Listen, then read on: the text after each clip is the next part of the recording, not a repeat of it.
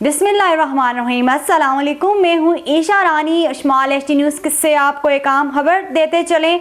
साबिक वज़ीर ख़ारजा और स्पीकर कौमी असम्बली गौहर अयूब खान इंतकाल कर गए।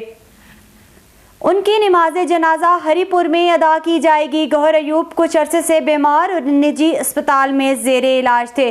गौहर अयूब खान फील्ड मार्शल अयूब खान के साहबजादे और साबिक वफाकी वज़ीर उमर अयूब के वालिद थे। आपको एक बार फिर बताते चलें, साबिक वज़ीर ख़ारजा और स्पीकर कौमी असम्बली गौहर अयूब खान इंतकाल कर गए। उनकी नमाज जनाजा हरीपुर में अदा की जाएगी। गौहर अयूब कुछ अरसे से बीमार और एक निजी अस्पताल में ज़ेरे इलाज थे। गौहर अयूब खान फील्ड मार्शल अयूब खान के साहबजादे और साबिक वफाकी वज़ीर उमर अयूब के वालिद थे।